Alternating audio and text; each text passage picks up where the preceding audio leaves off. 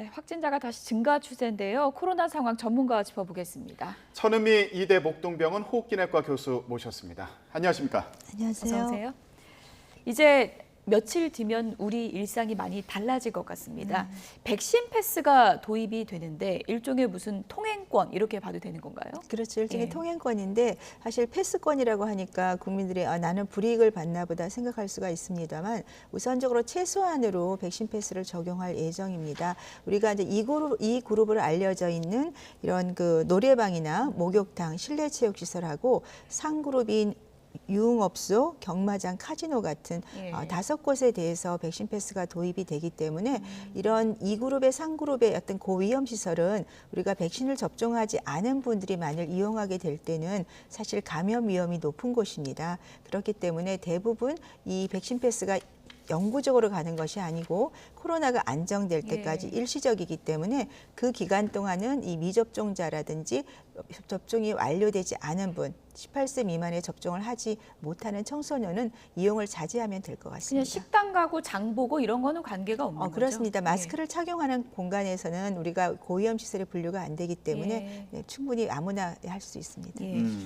지금 말씀하신 그런 시설들 같은 경우에 백신을 안 맞은 경우에는 음성 확인서를 내야 되는 거잖아요. 그렇습니다. 48시간 이내 음성 확인서가 필요한데요. 예를 들어서 내가 오후 2시에 음성 확인서를 받았을 때는 그 이틀 후에 48시간이 아니고 자정까지 연기가 되기 때문에 가능합니다만 문제는 이거를 어떤 뭐 실내 체육 시설이라든지 이런 것을 자주 이용하는 분이 이틀마다 그거를 어떻게 준비를 할 수는 없기 때문에 또 한 가지는 이제 1차 접종자도 접종 완료가 아니기 때문에 발급이 안 됩니다만 그 기간은 10월 말 정도가 되면 대부분 접종이 완료될 것이라 문제가 없을 것이고 또 18세 미만인 경우에는 사실은 아직까지는 허가가 안 돼 있기 때문에 이런 고위험 시설에 대해서는 일부 짧은 기간 동안에 아마 적용이 된다고 생각을 하시고 조금 자제를 해주시면 될 것 같습니다. 네. 예. 교수님, 근데 이거 PCR 검사요. 유료로 전환될 가능성도 있는 거예요?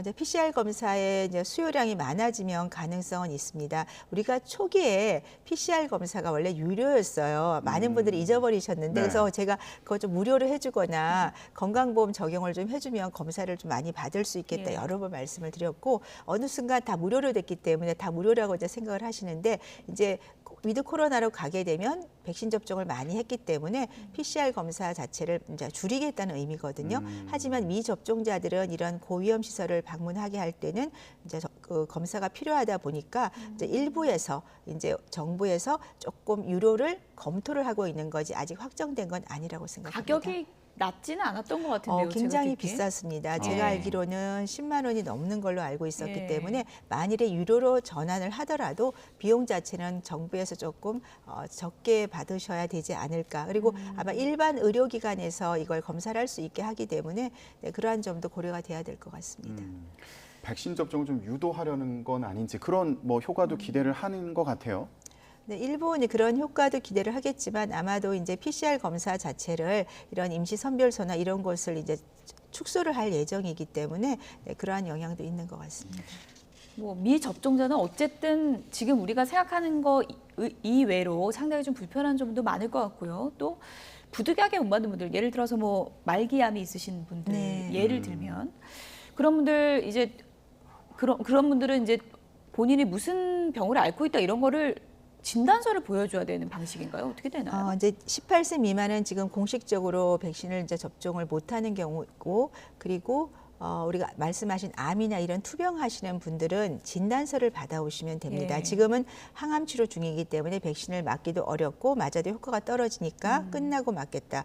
그리고 기존의 다른 백신을 맞았을 때 아나필락티스 쇼크라든지 예. 길리안 바레처럼 굉장히 심각한 부작용이 있던 경우는 소견서나 진단서를 제출을 하면 예. 가능하다고 되어 있습니다. 근데 사실 또 그분들 입장에서 생각을 해보면 그런데 이제 갈 때 모르는 분들 앞에서 자신의 이제 상황을 공개하게 되는 거잖아요. 그게 좀 꺼려지기도 할 것 같아서요. 네, 예. 일부에서는 좀 그럴 수 있는데 뭐 네. 대부분은 또 아는 지인들과 가시게 되는 것이니까 네, 크게 뭐 본인이 그런 부작용이 있었다는 거에 대해서는 뭐 이렇게 크게 문제가 되거나 네. 남한테 어떤 비난을 받을 건 절대 아니거든요. 그래서 너무 걱정할 필요는 없을 것 같습니다. 네. 네.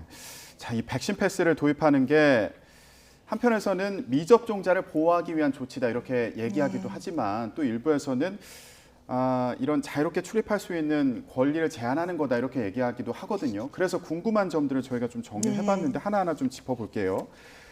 혹시 백신 패스가 없는 경우, 그러니까 미접종자 같은 경우에 앞으로 외래 진료나 입원 못하게 되는 거 아니냐 이렇게 걱정하시는 분들도 계신 것 네, 같아요. 그렇지는 않습니다. 이게 처음에 이제 의료기관이라고 나오니까 조금 오해를 하신 건데 진료는 당연히 볼 수 있죠. 진료될 때 마스크를 저희가 쓰거든요. 단지 입원 환자를 면회한다든지 간병을 할 때는 그분들은 굉장히 중증의 고령자들이 많기 때문에 혹시 미접종자가 감염이 된 상태에서 환자를 감염시킬 수 있기 때문에 지금과 마찬가지로 이런 이제 백신 패스가 필요로 하는 것입니다. 예, 근데 이제 저희도 이제 그래픽으로 소개를 이렇게 해드리고 있지만 보시는 분들 의문점 많이 가질 것 같아요. 아니 목욕탕은 백신 패스 있어야 가는데 골프장 가서 샤워하는 거는 똑같은 샤워인데 왜 없어도 되냐 이렇게 반문할 수도 있을 것 같거든요. 네, 목욕탕은 아무래도 좀 오래 머물죠. 예. 거기서. 그리고 샤워장 같은 경우는 짧게 하는 그런 것도 있지만 사실 그냥 딱 같은 선상에 놓고 보면 어쨌거나 같이 샤워를 하는 공간인데 골프장 샤워실은 쓸 수 있다. 예. 그 점에 대해서는 정부가 조금 충분한 설명이 필요하지 않을까 생각합니다. 교수님, 근데 저 궁금했던 게 있는데 목욕탕 가면 요즘엔 그래도 아무래도 감염 위험 좀 최소화해야 되잖아요. 탕에 들어가 있는 거 되게 위험한가요? 탕의 안 자체가 위험하진 않습니다. 예. 탕은 습도가 높은 공간이고 예. 온도가 있기 때문에 바이러스가 대부분 비말이 무거워지면서 떨어집니다. 아. 대부분의 이 목욕탕을 통한 감염은 밖에 나와서 탈의실에서 마스크를 쓰지 않고 그런 공간에서 벌어지는 그런 네. 상태이기 때문에 탕 안에서 감염은 거의 없는 것으로 네. 생각합니다. 네. 교수님, 그런데 또 헬스장, 샤워장 같은 경우에는 백신 패스가 있어야 되는 거잖아요. 또 골프장하고는 다르게요. 네. 예, 이거 헷갈리니까 좀 잘 기억을 해둬야 될 것 같아요. 네, 헬스장 자체는 어차피 우리가 백신 패스가 지금은 적용이 되는 공간이기 때문에 네, 샤워장 때도 적용이 되겠습니다. 그리고 골프장은 또 아니지만. 그리고 또 예. 예민하게 이제 야구장 같은 경우는 백신 맞은 사람은 치맥할 수 있는데 안 맞았으면 치킨 못 먹는 거죠. 네, 그렇습니다. 이거 어떻게 구분하나요? 우리가 같은 공간에 이제 백신 패스가 있는 분들을 같이 할 수 있는 공간이 따로 있거든요. 그래서 거기에서는 우리가 마스크를 벗고 치맥을 하지만 백신 패스가 그러니까 가지고 있지 않은 것 그런 경우에는 사실 우리가 미접종자나 이런 분들은 치맥을 하는 경우에 감염이 될 수가 있겠죠. 그래서 네. 조금 불편하지만 이게 영구적으로 가는 것이 아니고 정부로서는 1월 정도까지 지금 이 단계를 완화하겠다고 발표를 하셨습니다. 물론 그 기간 중에 새로운 유행이 오게 되면 길어질 수는 있겠지만 그렇죠. 영구적인 것이 아니니까 지금 어떻게 하든지 백신을 접종하지 못한 분 입장에서 일부는 조금 불편하실 수 있지만 네, 우리가 이 코로나를 이기기 위해서는 조금 우리가 그런 걸 감내해야 되지 않을까 생각합니다. 네, 알겠습니다. 정부에서는 이 백신 패스를 이제 제한적으로 사용하겠다 이런 입장인데 여기서 또 궁금증이 생기는 부분이요. 해외에서 백신 맞은 분들 계시잖아요. 네네. 이런 분들은 그 백신을 맞은 경우에 국내에서 받을 수 있는 이런 혜택을 똑같이 적용받을 수 있는지가 궁금하거든요. 네,